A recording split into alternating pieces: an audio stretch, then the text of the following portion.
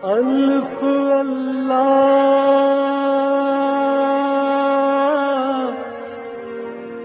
چمبے دی بوٹی میرے من وچ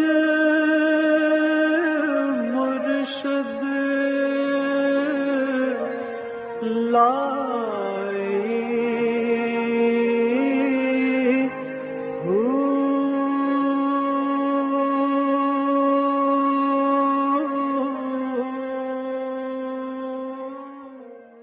بسم اللہ الرحمن الرحیم۔ السلام علیکم، پریام المرشد اور میں ہوں منور عتیق۔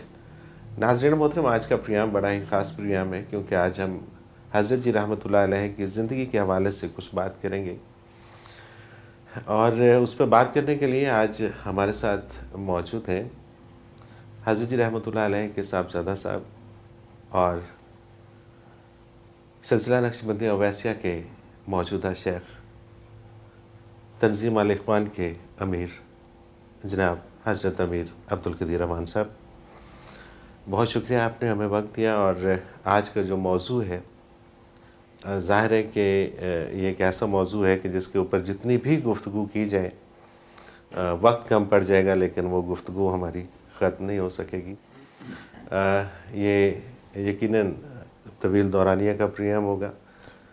ہم کوشش کریں گے کہ آپ سے یہ جانیں کہ حضرت جی کے جو وہ پہلو کے جو منظر عام پہ نہیں ہے، جو ظاہر ہے جس کا تعلق آپ تک ہوتا تھا، گھر تک ہوتا تھا، ان کے اوپر آج ہم زیادہ سے زیادہ بات کریں، کیونکہ دیگر تو بہت سارے پہلو ایسے ہیں کہ جو سب کو پتہ ہیں، سب کے سامنے۔ سب سے پہلے تو یہ فرمائیے گا کہ حضرت جی رحمۃ اللہ علیہ آپ کے شیخ تھے، لیکن شیخ ہونے کے ساتھ ساتھ آپ کے والد گرامی بھی تھے، تو بحیثیت والد آپ نے ان کو کیسا پایا؟ الحمدللہ رب العالمین، والصلاة والسلام علی حبیبہ محمد وآلہ وصحبہ اجمعین۔ بہت شکریہ۔ بے شک حضرت رحمۃ اللہ تعالیٰ علیہ ایک ہمہ جہت شخصیت کے حامل ہستی تھے۔ اللہ رب العالمین ان کے درجات بلند فرمائے۔ حضرت رحمۃ اللہ تعالیٰ علیہ بحیثیت والد انتہائی شفیق تھے۔ آپ نے ہمیں کبھی کسی معاملے میں سختی نہیں کی برتی ہم سے، بلکہ اپنے امور کو ایسا اختیار کیا کہ وہ ہمارے لیے ایک مثال بنتے جاتے تھے۔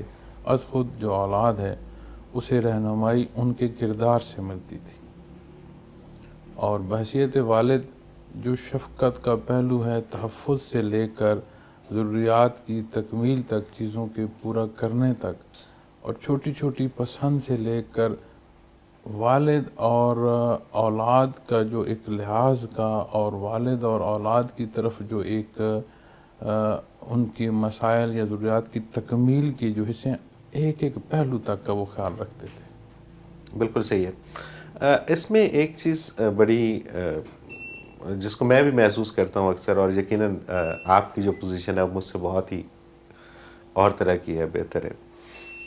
میں نے چونکہ حضرت جی رحمۃ اللہ علیہ کے ساتھ 4 سال تک پریامس کیے، کچھ ایسی ظاہر ہے کہ جب اتنی بڑی شخصیت کے ساتھ انسان بیٹھا ہوتا ہے تو پھر خواہ مخواہ میں، اور وہ ضروری بھی ہوتا ہے کہ اپنے اوپر اس کی مطلب نہ کسی کوئی اس کو کہتا نہیں ہے، لیکن اس کے اوپر کچھ بندشیں آٹومیٹکلی آ جاتی ہیں جس کا اسے پابند ہونا پڑتا ہے، کیونکہ تعلق جب ایک بڑی جگہ پہ ہوتا ہے، ایک ایسی ہستی کے ساتھ ہوتا ہے کہ جس میں اب ظاہر ہے کہ ہمارے ناظرین جانتے ہیں کہ کوئی ایسا سوال، کوئی ایسی علمی حوالے سے اگر بات کی جائے، سیاسی حوالے سے بات کی جائے، کچھ ایسے سوالات بھی میں نے اپنے پریامس میں کیے کہ جن کا تعلق کسی فار ایگزامپل گاڑی چلانے سے اگر تعلق ہے تو اس میں بھی مجھے ایسا جواب ملا کہ شاید وہ جواب کہیں اور سے نہیں مل سکتے، اور یہی ہماری اس وقت شاید کمی بھی ہم محسوس کرتے ہیں۔ تو اتنی بڑی شخصیت کے ساتھ جب آپ بیٹھے ہوتے ہیں، جب آپ پریام کر رہے ہوتے ہیں، تو آپ کے اوپر ایک سوشل بندھن آ جاتا ہے کہ آپ جب اپنی ایکٹیویٹی کہیں کر رہے ہوتے ہیں تو اس میں بھی لازم ہوتا ہے کہ آپ نے اس کو ملحوظ خاطر رکھنا ہوتا ہے کہ آپ کا تعلق کس ہستی کے ساتھ ہے۔ تو میرا تو ایک پریام کی حد تک تعلق آپ کے ساتھ رہا، لیکن آپ ظاہر ہے اس گھر میں، اور آپ کے وہ والد گرامی اور اتنی بڑی شخصیت، تو آپ بچپن سے لڑک پن میں آئے، لڑک پن سے جوانی، اور پھر آپ اس ذمہ داری تک پہنچے.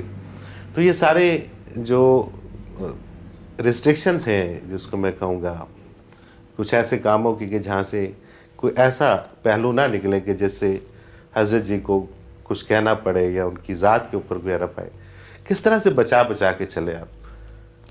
اصل بات یہ ہے عتیق بھائی، میں نے ابھی آپ کے پہلے سوال کے جواب میں ایک لفظ بولا ہے کہ ہمہ جہت. ہمارے دوست احباب عمومی جو اہل دنیا ہیں، جو دنیاوی آنکھ سے دیکھنے کا جن کے پاس حصہ ہے، وہ ان کو بے شمار شعبوں میں دیکھتے ہیں، لیکن اصل جو ان کا شعبہ تھا وہ کیفی تھا اور قلبی تھا. یہ سارا اس کا پرتاؤ تھا، اور اس پرتاؤ کی یہ حیثیت تھی کہ صاحب الرائے کی حیثیت رکھتے تھے ہر شعبے میں.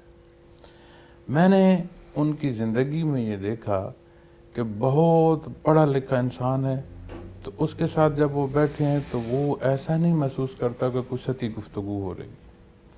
ایک چرواہ اگر آ کر ان کے ساتھ بیٹھ گیا ہے تو وہ یہ محسوس نہیں کرتا تھا کہ ان کی جو بات ہے جانے کیا کہہ رہے ہیں، کہ اس کے سر سے نہیں گزرتی. اب ان کا مزاج ایسا تھا کہ بات ایک ہی ہے، کیونکہ حق تو ایسا ہو نہیں سکتا کہ ایک جگہ پر حق اور ہے اور دوسری جگہ پر حق اور، ایسا تو ہو نہیں سکتا. یہ تو اللہ کا حکم ہے، جہاں جو حکم ہے وہ اسی طرح ہے. لیکن وہ جو اس کو کنوے کرنا یا اس کو سمجھانا، وہ جو ان کے مقابل بیٹھا تھا بندہ یا جس سے وہ مخاطب ہوتے تھے، از خود ان کا مزاج اس لیول پر ہو جاتا تھا کہ اسے کوئی چیز ایسی محسوس نہیں ہوتی تھی کہ کوئی الگ یا کوئی چیز ایسی جس سے وہ اکاموڈیٹ نہ ہو سکے. اسی طرح جو ان کی زندگی کے پہلو ہیں، جتنے امور ہیں، اب میں نے عرض کیا کہ انتہائی شفیق ہے. شفقت ایسی کہ اپنی جو ذات کا ضرورت ہے اسے چھوڑ سکتے ہیں، لیکن وہ آپ کی جو ضرورت ہے اس کی تکمیل کے لیے انہوں نے اس وقت تک کوشش میں رہنا جب تک آپ اس بچی کی خواہش کی تکمیل نہیں کر سکتے. یہ وہ پہلو ہے جو اس محبت اور اس شفقت کا ہے. لیکن اس سارے کے ساتھ میں نے عرض کیا نا کہ اصل جو ان کا شعبہ ہے وہ قلبی ہے. اب وہ جو واردات قلبی وجود پر جو وارد ہوتی ہے، از خود وہ ایک ایسا حصہ قائم بین میں درمیان میں کر دیتی ہے کہ آپ بے تکلف ہیں بھی، لیکن آپ بے تکلف ہو نہیں سکتے. صحیح بات ہے، بالکل صحیح بات. آپ بے تکلف سے بات عرض کر سکتے ہیں، لیکن ایسا نہیں ہو سکتا کہ آپ کے انداز تکلم میں کوئی اونچ نیچ آ سکے. تو ہمیشہ جب سے یاد ہے اور آج تک ایسا نہیں ہوا کہ اس ساری شفقت اور اس ساری بے تکلفی میں کہ بے دھڑک ہو کر بات کی جا سکے. وہ جو ان کی اپنے اندر کی محبت ہے، اس کا جو سامنے والے پر اس کا اثر آتا تھا یا پرتاؤ اس پر پڑتا تھا، ایک بڑی خوبصورت سی حدود و قیود میں وہ بندہ رہتا تھا. بالکل صحیح بات، بالکل صحیح بات ہے. میرے لیے یہ پریام کرنا بہت مشکل ہو رہا ہے. میں اس کے لیے آپ سے معذرت چاہوں گا کہ کچھ شاید جذبات سے آپ نہ دے رہے ہو. اچھا، یہ جو آپ کی ذاتی زندگی تھی، ایک تو ظاہر ہے کہ جو آپ کے دین کے لیے خدمات ہیں وہ تو ہیں، جو ذاتی زندگی تھی، کس طرح کے معمولات تھے، کس طرح سے زندگی بسر ہوتی تھی؟ حضرت جی کا معمولات میں کوئی ایسی بات جسے بندہ کہہ دے کہ کوئی بہت کوئی الگ تھی، ایسی نہیں تھی. عمومی زندگی بسر کرنا وہ پسند فرماتے تھے. آپ جیسے کہ آپ تہجد کو اٹھے، اپنے عبادات کی، ذکر اذکار کیے، تہجد پڑھی، فجر پڑھی، تو شروع وقت میں اس کے بعد آرام نہیں فرماتے تھے اپنے کام کے لیے، اور جو آپ کے معمولات تھے ان کی انجام دہی کے لیے نکل پڑتے تھے. پھر آہستہ آہستہ جب تھوڑی عمر اور بڑھی تو پھر فجر کے بعد بھی تھوڑا دیر آرام کرتے تھے. اس کے بعد ناشتہ کر کے اپنے جو معمولات ہیں، مہمانوں کے آنا جانا یا اپنے جو کاروباری یا زمینداری کے حصے ہیں، اس حوالے سے اگر کوئی بات آ گئی تو دن سارا اس میں مصروف گزرتا تھا.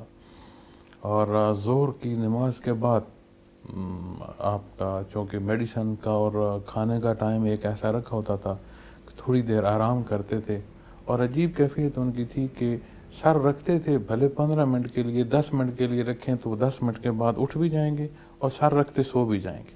کیا بات. اگر یہ انہوں نے فرمایا نا کہ میں 10 منٹ کے لیے آرام کر لوں تو سر رکھا تو آپ اگر اگلے لمحے انہیں بلائیں تو وہ سو چکے ہوں گے. اور کوئی کسی الارم کی ضرورت نہیں ہے. 10 منٹ کا اگر انہوں نے فرمایا تو 10 منٹ کے بعد اٹھ جائیں گے اور بالکل فریش ہوں گے.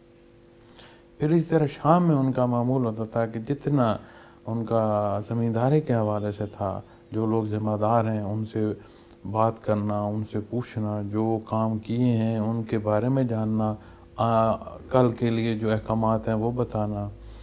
اور اپنے مال مویشیوں کا شوق تھا تو شام میں وہاں ضرور بیٹھتے تھے اور خود دیکھتے بھالتے تھے خود. بلکہ اکثر آپ دیکھیں گے آپ کو کہیں نہ کہیں ریکارڈنگ میں یا کہیں نہ کہیں پکچرز میں مل جائے گا کہ وہ ان پر ضرور اپنا دست شفقت پھیرتے تھے. اور میں نے خود دیکھا ہے. ایک دفعہ میں ساتھ بیٹھا تھا تو طبیعت نہیں مزیدار تھی اس دن ان کی, تو گاڑی سے اترے نہیں.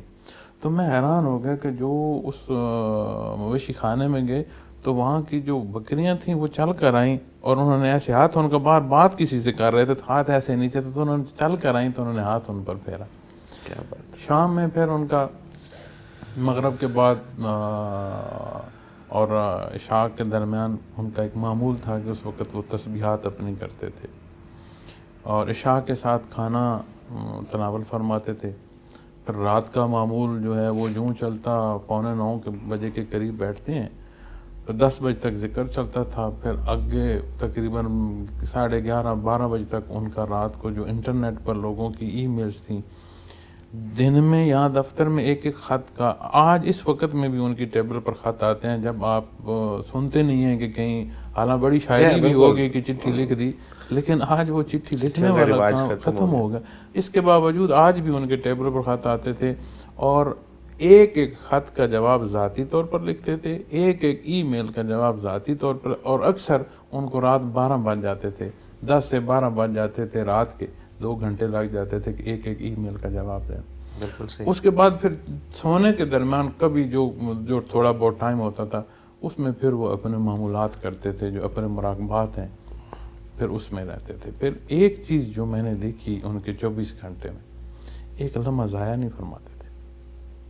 ہر لمحے کسی نہ کسی پہلو میں وہ کسی نہ کسی کام کے انجام دہی میں رہتے تھے. میں نے نہیں دیکھا کہ اس 24 گھنٹے کے اسکیجول میں کوئی ایسا لمحہ ہو جسے کہہ دیا جائے کہ وہ کہیں ہاں یار گزار رہا ہوں. نہیں, سوال ہی پیدا نہیں ہوتا, یہ تو سوال ہی پیدا نہیں ہوتا. ہم ایک بریک لے لیتے ہیں اور اس کے بعد ظاہر ہے کہ یہ اتنا بڑا موضوع ہے کہ جس کے اوپر جتنی بات کی جائے تشنگی بہرحال رہ جاتی ہے. بریک سے واپس آتے ہیں, پھر کچھ اور پہلوؤں کے اوپر بات کرتے ہیں. ناظرین محترم, ایک مختصر کمرشل بریک, حاضر ہوتے ہیں, ہمارے ساتھ رہیے گا.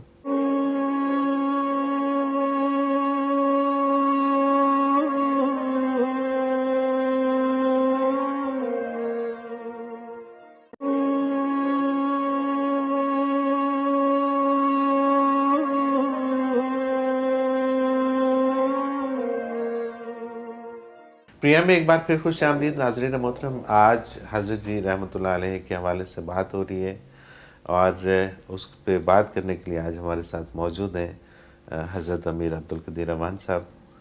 آپ شیخ ہیں, سلسلہ نقشبندیہ اویسیہ کے امیر ہیں, تنظیم الاخوان کے. اچھا, یہ جو بات ہو رہی تھی بریک سے پہلے کہ آپ کوئی لمحہ ضائع نہیں کرتے تھے, ہم لوگ وہ ہیں کہ جو اکثر پورا دن پوری زندگی ضائع کرنے والے لوگ ہیں بیسیکلی.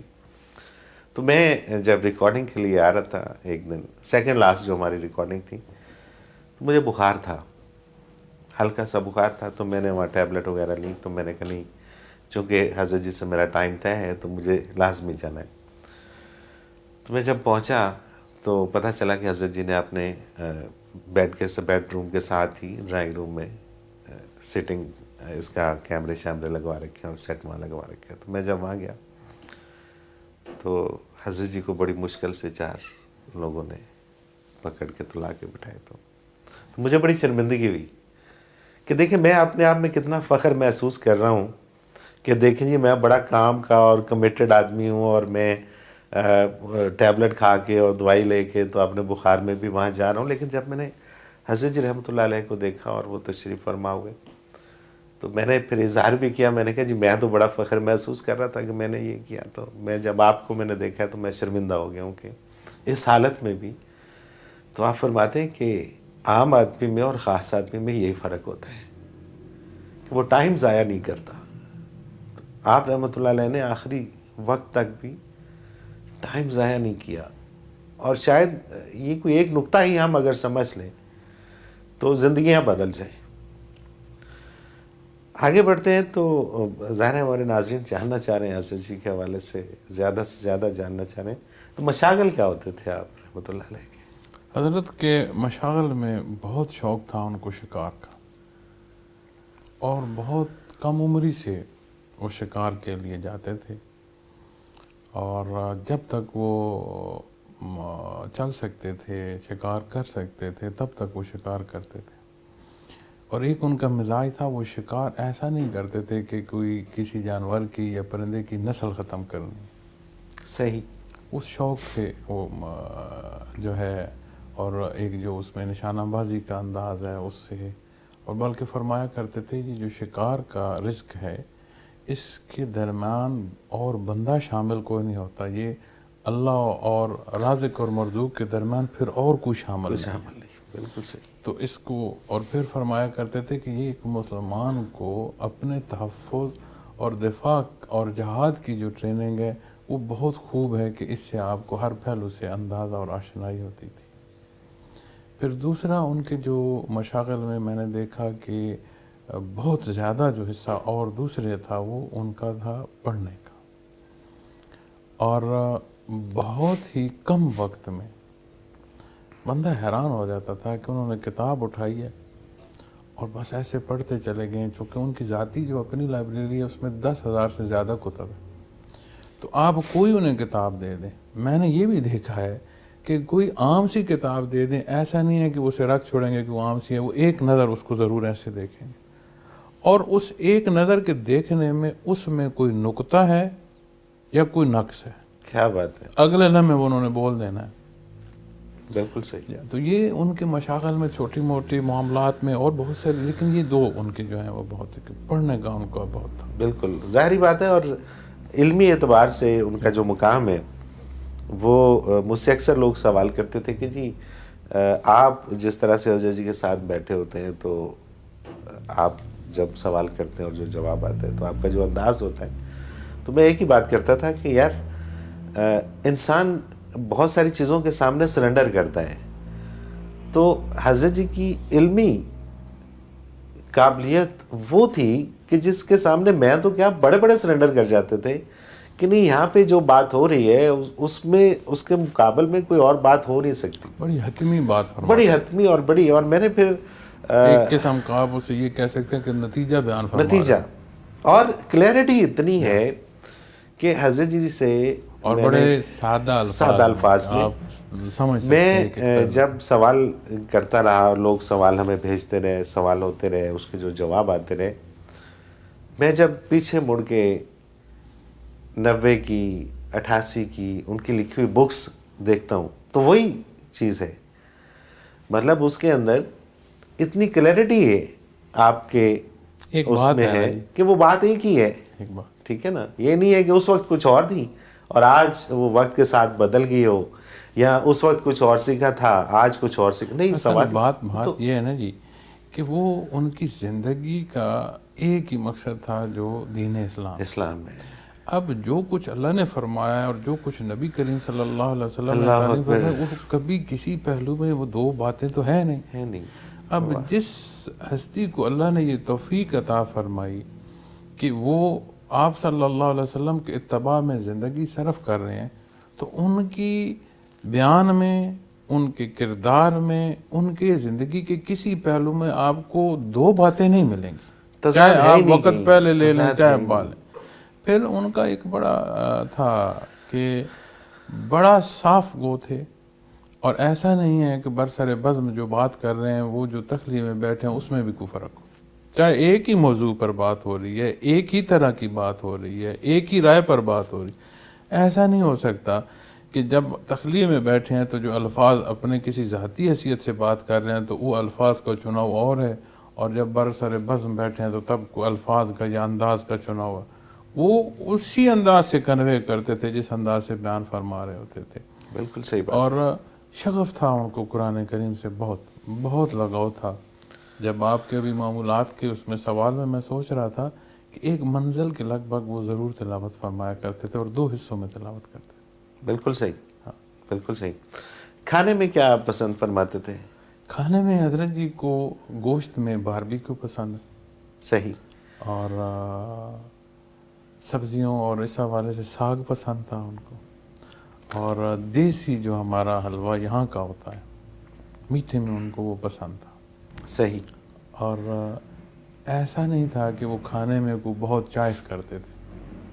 اگر کوئی تھوڑا بہت وقت کا فرق لگ گیا تو انہوں نے پیاز کے ساتھ بھی روٹی کھا لینی ہے اور لسی کے ساتھ کھا لینی ہے. تو عمومی جو ان کا تھا. لیکن اگر آپ پسند پوچھیں کہ تو کیا، تو میں نے یہ 3 چیزیں جو ہیں زیادہ دیکھی ہیں. صحیح. اس کو اور لباس کے حوالے سے کیا آپ؟ لباس حضرت سلوار قمیص، ویسٹ کوٹ اور اپنی پگڑی پہنتے تھے. جوتا جو ہے وہ اس میں کھسا شوق سے پہنتے تھے. تو ویسے جب انٹرنیشنل ٹریولنگ کے لیے یا وہاں سے بھی ضرور جوتا منگا، ہنستے تھے کئی دفعہ ایسے نا پیار میں کہتے تھے یار کو اچھی جوتی بنی ہو تو پاؤں کے مطابق ڈھلتی ہے، ورنہ عموماً جوتیاں پاؤں کو اپنے مطابق ڈال لیتی ہیں. واہ. اچھا، بہت سارے لوگ حضرت جی سے اور ہر طرح کے لوگ حضرت جی رحمۃ اللہ علیہ سے آ کے ملا کرتے تھے. کس قسم کا رویہ ہوتا تھا آپ کا ان کے ساتھ؟ ان کا ہر ایک سے بڑا ایک خوبصورت اور ایسا رویہ ہوتا تھا کہ آپ کو خود اپنے ارد گرد جو ہے اس میں محسوس اس طرح ہو جائے گا کہ آپ کسی سے سوال کر لیں، چاہے کوئی ایک دفعہ ملا ہے، چاہے کوئی بار بار آ کر ملا ہے، آپ اس سے پوچھ لیں کہ آپ نے حضرت کو کیسا پایا، تو وہ کہے گا کہ میں اس ملاقات کو مس کر رہا ہوں، میرا دل چاہتا ہے کہ میں دوبارہ ملوں. اب اس ملاقات میں کتنی شفقت ہے کہ ایک دفعہ ملنے والا بندہ یہ چاہتا ہے کہ میری دوبارہ ملاقات ہو. اور وہ جو ایک دفعہ ملنے والا بندہ ہے اس میں عمر کی قید نہیں ہے کہ وہ بچہ ہے، نوجوان ہے یا بوڑھا ہے، تو اس میں کوئی قید نہیں ہے، حیثیت کی قید نہیں ہے. تو پھر آپ اسی سے اندازہ لگا لیں کہ ان کی جو ملاقات یا رویہ ہے وہ کتنا اس میں. بالکل صحیح بات ہے. بالکل ٹھیک بات ہے. اصل میں یہ سارے سوالات ایسے ہیں کہ جو ہمیں اپنے ناظرین کے لیے آپ سے جاننے ہیں. میں سمجھتا ہوں ادروائز اگر مجھ سے پوچھیں تو ظاہر ہے کہ ان کی شفقت، ان کی محبت جو ہے اس میں بھی ایک الگ ہی مقام ہے. ایسے ہی ہے نا جی، الگ ہی انداز ہے. ناظرین آپ کی آنکھوں میں آنسو دیکھ رہے ہیں تو یہ سوال کا جواب نہیں ہے تو اور کیا ہے. تو آپ احباب یا دوست احباب تو پھر کبھی آنکھوں میں پانی ہے. تو میری تو پوزیشن ایسی ہے کہ نہ اہل خانہ کے سامنے میں رو سکتا ہوں تو نہ اپنے احباب کے سامنے. اور یہ واقعی بڑی بات ہے. اور اس میں دیکھیں ہم جو جرنلسٹ ہیں، ہمارے لیے کسی بھی بڑے شخص کا دنیا سے چلے جانا ایک خبر ہوتی ہے، اس سے زیادہ اس کی کوئی اہمیت نہیں ہوتی. لیکن حضرت جی کا چلے جانا، ان کی جدائی، ابھی تک وہ ہم تسلیم نہیں کر پا رہے، باوجود اس کے کہ ہم جرنلسٹ ہیں. لیکن وہ جو ان کی محبت اور شفقت جس کی ہم بات کر رہے ہیں وہ اتنی گہری ہے کہ وہ اثرات نکل نہیں پا رہے. اچھا، انسان کو کبھی غصہ بھی ظاہر آتا ہے کسی چیز کے اوپر، تو جب آپ رحمۃ اللہ علیہ کو غصہ آیا کرتا تھا تو رد عمل کیا ہوتا تھا؟ آپ ڈانٹ دیتے تھے. اور عجیب بات جو ہے وہ میں نے یہ دیکھی ہے کہ جب آپ کو شدید غصہ آ جائے، زیادہ غصہ آ جاتا تو آپ خاموش ہو جاتے، اور اگر انتہائی غصے میں آ گئے ہیں تو آپ اس بندے کو ہی اگنور فرما دیتے تھے. عمومی جب کو غصہ ہو تو اس میں ڈانٹ دیتے تھے کہ ایسا کیوں کیا، ایسا نہ کریں، ایسا کریں. لیکن اگر غصے کی شدت زیادہ ہے تو خاموش ہو جائیں گے. اور اگر بہت زیادہ کوئی غلطی کسی نے کی اور بہت شدید غصہ ہے تو پھر اسے اگنور کر دیں گے جیسے تم ہو ہی نہیں. بالکل صحیح ہے. ایک بریک لے لیتے ہیں اور پھر آگے یہیں سے کنٹینیو کرتے ہیں. ناظرین محترم، ایک مختصر کمرشل بریک. حاضر ہوتے ہیں، ہمارے ساتھ رہیے گا.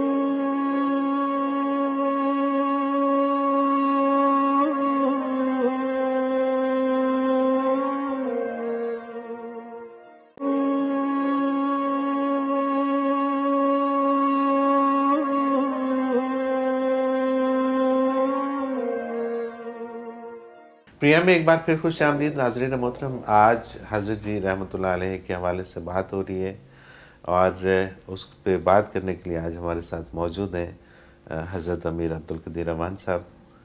آپ شیخ ہیں سلسلہ نقشبندیہ اویسیہ کے، امیر ہیں تنظیم الاخوان کے. بات کو تھوڑا سا ہم اگر دوسرے غصے سے نکل کے خوشی کے ماحول میں اگر آتے ہیں تو جب خوش ہوا کرتے تھے تو کس طرح کا اظہار فرمایا کرتے تھے؟ مسکراہٹ ان کے سارے چہرے پر عیاں ہو جاتی تھی. صحیح. جو خوشی کی کیفیت ہے نا، ایسا نہیں تھا کہ بہت کہکا لگاتے تھے. بہت شاذ میں نے دیکھا کہ کبھی انہوں نے کہکا لگایا. مسکراتے تھے لیکن وہ پورا چہرہ ان کا کھلکھلا اٹھتا تھا، لگتا تھا جیسے پورا چہرہ مسکرا رہا ہے. اور خوشی کے اسباب میں جو چیز میں نے دیکھی ہے، وہ کسی کو خوش کر کے خوش ہوتے تھے، کسی کو خوشی دے کے خوش ہوا پھر وہ خوش ہوتے تھے. بالکل صحیح. اور بچوں کے ساتھ ان کا کیسا رویہ تھا؟ میں نے عرض کی نا جی پہلے سوال میں بھی عمر کی قید نہیں تھی آپ کے محفل. صحیح. تو بچہ بھی یہ نہیں محسوس کرتا تھا. ابھی آپ یہیں خیال کریں جہاں آپ میرے ساتھ بات کر رہے ہیں، یہیں ساتھ آپ نیچے دیکھیں تو یہاں ان کے بچوں کے چاکلیٹ پڑے ہیں. تو جب بچہ چھوٹا آتا تھا ان کے پاس تو اس کے ساتھ گپ شپ کرتے، اچھا کون سے کلر کے آپ چاکلیٹ کھاؤ گے، کس میں وہ بند ہو، کون سے اس کا رنگ ہو. تو میری بیٹی، سوری میں آپ کی بات کر رہا ہوں، میری بیٹی نے بڑا وہ تھوڑا سا اس کو نا اعصاب کا کوئی مسئلہ ہے، تو مجھے کہتی رہی کہ جی میں نے حضرت جی کے پاس جانا ہے. تو ایک دن ہم آئے یہاں پہ حضرت جی سے ملاقات کی، تو وہی یہیں سے چاکلیٹ نکال کے تو ان کو دے دی. اچھا ایک اور چیز آپ رحمۃ اللہ علیہ کے حوالے سے ہم، کیونکہ میں اس کا چشمدید گواہ بھی ہوں، میرے والد صاحب تھے میرے ساتھ اور میرے ایک اور ریلیٹیو تھے، ہم یہاں بیٹھے تھے اسی جگہ پہ یہاں. تو ایک صاحب آ گئے یہاں پہ، تو انہیں کچھ پیسے چاہیے تھے، اور پیسے بھی ٹھیک ٹھاک چاہیے تھے، مطلب کوئی 1000 2000 10,000 والی بات نہیں تھی، اچھے پیسے چاہیے تھے. تو انہوں نے پیسے مانگے تو آپ نے فرمایا کہ واپس کب کرو گے؟ تو اس نے کہا جی میں 6 مہینے تک واپس کر دوں گا. تو آپ نے وہ پیسے اس کو دے دیے، اور اپنے جو ساتھی جو لکھتے ہیں صاحب، تو ان سے فرمایا کہ لکھ لو بھائی، یہ 6 مہینے بعد دے دے گا. تو جیسے ہی وہ صاحب باہر نکلے تو آپ نے وہ اپنے جنہوں نے لکھا تھا اس کو فرماتے ہیں کہ کاٹ دو، اس نے کوئی نہیں دینے. تو یہ ایسے لکھے ہی نہ رہ جائیں، یہ کاٹ دو. تو غریب پرور تھے. کس قسم سے مطلب کیا چیزیں آپ کے سامنے ان کی اس حوالے سے آئیں؟ کیونکہ یہ ایسی چیز ہے کہ جو ہم نے بھی صرف دیکھی یہاں پہ بیٹھ کے، ہم نہ بیٹھے ہوتے تو شاید ہمیں بھی نہیں پتا ہوتا کہ کس طرح سے وہ لوگوں پہ شفقت اور مہربانی فرماتے ہیں. تو آپ نے کچھ ایسی چیزیں دیکھی کہ جس میں ہر آنے والے کی ضرورت پوری کرنے کے لیے وہ اپنی پوری کوشش فرماتے تھے، اور پھر نہ اسے جتانا اور نہ اس کا اظہار کرنا، یہ ان کا مزاج تھا. اور ہمیں نہیں معلوم جانے کہاں کس کو وہ کیا مدد فرماتے رہتے تھے. ایک دفعہ ایک واقعہ میں آپ کو عرض کرتا ہوں، آپ کو اس سے اندازہ ہوگا کہ کیسا ان کا مزاج تھا اس معاملے میں. ہمارے مضافات میں ایک گاؤں ہے، تو وہاں ان کی واٹر سپلائی کا معاملہ چل رہا تھا. تو میچنگ گرانٹ تھی گورنمنٹ کی طرف سے، 1 لاکھ روپیہ کم تھا. تو وہاں سے گزرے تو ان کے پاس رک گئے، وہاں جہاں پنچایت تھی وہاں بیٹھ گئے. تو سر جوڑے بیٹھے تھے کہ بات ہو رہی تھی. ان کا کیا مسئلہ ہے، کیوں پریشان ہو رہے ہو؟ تو وہاں جو بزرگ جن کے پاس رکے تھے انہوں نے کہا حضرت ہمارے تو میچنگ گرانٹ ہے، 1 لاکھ روپیہ ہم سے پورا نہیں ہو رہا، تو اس کے لیے ہم انتظام کے لیے سر جوڑ کے بیٹھے ہیں اور کچھ سوچ رہے ہیں. تو انہوں نے اپنا جو ان کے پاس پیسے پڑے تھے اس میں سے گاڑی کو، ڈرائیور کو کہا گاڑی سے لے آؤ. لے آیا، 1 لاکھ روپیہ تھا اس کے گاڑی کے میں ان کے پاس. انہوں نے وہ 1 لاکھ روپیہ انہیں دیا. ان کا کیوں پریشان ہوتے ہو، یہ لو آپ میچنگ گرانٹ کرو. اب بات یہ وہ ہے جو ان لوگوں کو اس کے پیچھے کی حقیقت نہیں معلوم. جب واپس یہاں آئے تو اس وقت ہمارے پاس کل کیش جو موجود تھی وہ صرف وہی 1 لاکھ روپے، وہی 1 لاکھ تھا. تو چونکہ میں آپ کے ساتھ انتظامی امور میں ذمہ داری تھا، تو پورے گھر میں کسی کو نہیں معلوم کہ آمدن کتنی ہوئی یا خرچ کتنا ہوا، کسی کو نہیں. اور نہ وہ کسی کے سامنے اس کا اظہار کرتے تھے. ہر ایک کی ہر ضرورت. اس وقت ہمارے پاس وہی 1,00,000 روپیہ کل کیش تھی جو ہمارے پاس موجود تھا، اس کے علاوہ ہمارے پاس کوئی اور پینی بھی موجود نہیں تھی. کیا بات. اگر ہمیں کوئی ضرورت پڑ جاتی اس وقت تو ہمارے پاس کوئی اور ایسا ایسٹ نہیں تھا کہ ہم کہیں کہ یہاں سے ہمیں نیٹ کیش جو ہے اس کا استعمال. لیکن وہ بڑے خوش آئے تو مجھے مسکراتے ہوئے کہہ رہے یار وہ میرے بیٹا کو دیکھ لینا، وہ جو میرے پاس تھے میں دے آیا ہوں. کیا بات ہے، کیا بات. تو میں نے کہا جی بس آپ دے ہیں، اللہ پوریاں کرے گا. تو یہ ان کا مزاج تھا اور کبھی جتلاتے نہیں تھے. اور کتنے ایسے لوگ ہیں جن کا ہمیں معلوم ہی نہیں ہوتا تھا، کبھی اتفاق ایسا ہو گیا کہ بیٹھے ہیں یا اس نے کسی نے کہہ دیا کہ جی میرے ساتھ حضرت جی نے یہ کیا. وہ کوشش کرتے تھے، ان کا وہ اس انداز سے چیز کو دیکھتے تھے کہ اللہ نے آپ کو ایسی جگہ بٹھایا ہے جہاں اس نے اپنی مخلوق کی جو توقع ہے وہ آپ سے منسوب کی ہے، تو وہ آپ سے آ کر توقع کر رہا ہے. تو وہ بے نیاز ہے. اگر تم اس کی توقع کے لیے کوشش نہیں کرتے تو ایک لمحے کو یہ تو سوچ رہو کہ اس بندے کی جگہ پر بھی آپ ہو سکتے تھے. بے شک، بے شک. تو وہ ایسی کیفیت میں وہ کرتے. بے شک. اچھا، دونوں ظاہر ہے کہ دین کے لیے جو آپ کی خدمات ہیں اس کے لیے جو وقت نکالنا پڑتا تھا وہ تو آپ نے جیسے فرمایا، گھر کے لیے بھی وقت نکالنا پڑتا تھا. کس طرح سے تقسیم کرتے تھے؟ میں نے عرض کیا نا جی، وہ کوئی زندگی کا لمحہ جو ہے وہ ضائع نہیں کرتے تھے. جب تک ان کی صحت اس قابل تھی کہ وہ کچھ چل سکیں تو ہم بارہا آپ کے ساتھ باہر جنگل میں گئے ہیں، وہاں جا کر کھانا پکایا. ایوننگ میں جب وقت مل گیا بچوں کو ساتھ لے گئے، وہاں جا کر کھانا پکایا، چائے بنائی، ایک آؤٹنگ کی. اور انہی سارے معاملات کے ساتھ کہ سلسلہ عالیہ کی جو ذمہ داریاں ان کی ادائیگی کے ساتھ پھر سلسلہ عالیہ کہہ دینا ایک لفظ یا ایک نام ہے. اس کے تحت کتنے نظام اور ہیں جو اسٹیبلش ہیں، کتنی 4 تو نیشنل لیول کی آرگنائزیشن ہے جو ہمارے ملک میں اسٹیبلش ہے. تو سلسلہ عالیہ انٹرنیشنل. بالکل صحیح. تو 7 ذیلی شعبے اگر آپ کاؤنٹ کرنا شروع کر دیں تو اچھا خاصا شمار بن جاتا ہے کہ ایجوکیشنل انسٹیٹیوشن ہیں، فلاحی ادارے ہیں. تو وہ کتنی دور تک بات ہے. اس سارے میں سے گزرتے ہوئے ایسا کوئی نہیں کہہ سکتا تھا کہ مجھے وقت نہیں ملا. بالکل ایسا ہی ہے، بالکل ایسا ہی ہے. اور یہ تو خیر سوال ہی پیدا نہیں ہوتا کہ کوئی شخص یہ سوچے کہ میرے ساتھ زیادتی ہوگی. یہ تو ممکن نہیں ہے.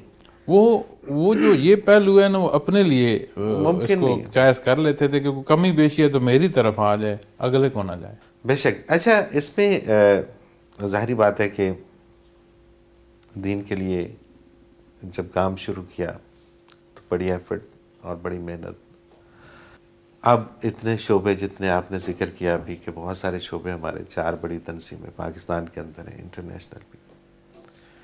تو یہ ساری کی ساری ظاہری بات ہے شروع وہیں سے ہوئیں. کب آپ کو حکم فرمایا کہ اب آپ اس میں تھوڑا سا آپ ان کے ساتھ لگ جائیں اور کچھ شعبوں کو آپ سنبھال لیں؟ اصل میں نے اس سارے نظام میں ایک ورکر کی حیثیت سے کام شروع کیا. میری جو ذمہ داری ہے وہ یہاں جو مرکزی ہمارا ہے ادارہ یا مرکز ہے اس کی ایڈمنسٹریشن میں لگی تھی 1994 میں. پھر 2000 کے قریب پھر میری ذمہ داری لگی تھی صوبائی سطح جو پنجاب کی ہے اس میں. پھر 2002-03 میں آ کر میری ذمہ داری جو لگی تھی وہ نیشنل جو ہمارا لیول ہے اس پر.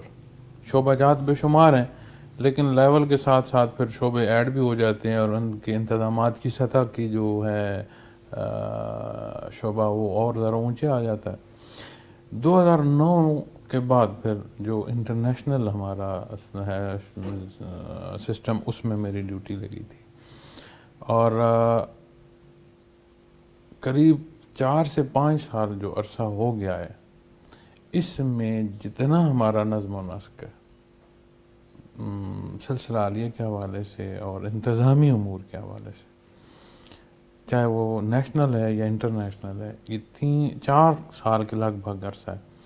اس میں انہوں نے پھر مجھے اس طرح حکم دے دیا تھا کہ تم قائم مقام شیخ کے حوالے سے اپنی ذمہ داری ادا کرو اور اس میں تم جو فیصلہ کرو گے اس میں برکت ہوگی. یہ ان کے الفاظ مبارک تھے. اس کے بعد انہوں نے مجھے چیک کرنا یا پوچھنا چھوڑ دیا تھا. صحیح. میں آپ کے پاس حاضر ہوتا تھا ساری ترتیب بنا کے، ساری محنت کر کے، صرف اس لیے حاضر ہوتا تھا کہ ایک نظر دیکھ لیں گے تو اس میں اور برکت آ جائے گی. وہ اپنے معمولات تو انجام دیتے تھے، انتظامی حصوں کو وہ پھر فرماتے تھے کہ خود کر لو، جو تمہاری ذمہ داری ہے اس کو ادا کرتے رہو. اس سارے میں ایک عجیب جو پہلو ہے وہ یہ ہے کہ اس ذمہ داری میں میری ایسی نہیں موقع آیا کہ ہاں یہ میرا بیٹا ہے تو اس کو یہاں ذمہ دار بنا دو. ہر موقع کی ذمہ داری پر میری اپوائنٹمنٹ سے پہلے 3 سے 5 لوگ تبدیل ہوئے. بالکل صحیح ہے. 1994 سے لے کر 2010 تک جتنی میری ذمہ داریوں کے لیول بدلے ہیں، ہر اگلی ذمہ داری پر مجھے تب حکم دیا گیا ہے جب وہاں 3 سے 5 لوگ تبدیل ہوئے ہیں کسی نہ کسی کمی بیشی کی وجہ سے، کسی نہ کسی ان کی ذاتی میرٹ کو ملوث خاطر رکھا انہوں نے، مطلب کوئی ایسا تو نہیں. پھر مجھے انہوں نے حکم، جب انہوں نے فرمایا نا کہ اس نے بھی نہیں صحیح کیا، اس نے بھی کمی کی، اس نے بھی کمی، پھر مجھے جب وہ بیان فرماتے تھے تو مجھے کوئی ڈیٹیل سے مجھے بلاتے تھے کہ اس کو بلاؤ کدھر ہے. جب میں حاضر ہوں میں آ کے جی یار اس کام کو میں نہیں کرو، دیکھو ٹھیک ہے جی. یہ ہماری گفتگو اس ذمہ داری میں اتنی ساری بات ہوتی. حضرت صاحب گفتگو کا آپ سے سلسلہ ہمارا جاری ہے، کیونکہ میں نے شروع میں عرض کیا تھا کہ چونکہ موضوع اتنا بڑا ہے تو یہ ہمارا جو آج کا پروگرام ہے یہ طویل دورانیہ کا پروگرام ہے. تو ناظرین سے ہم آج اجازت چاہیں گے، تو اس کا اگلا حصہ ناظرین جو ہمارے ہیں وہ اگلے پروگرام میں دیکھ سکیں گے، لیکن آپ سے ہماری گفتگو جو ہے وہ ابھی جاری ہے. ناظرین محترم، اس کے ساتھ ہی آج المرشد سے آپ سے اجازت چاہیں گے، اور اگلے ہفتے یہ جو بقیہ حصہ ہے یہ آپ کی خدمت میں پیش کریں گے. منور عتیق کو اجازت دیجیے. اللہ حافظ. لا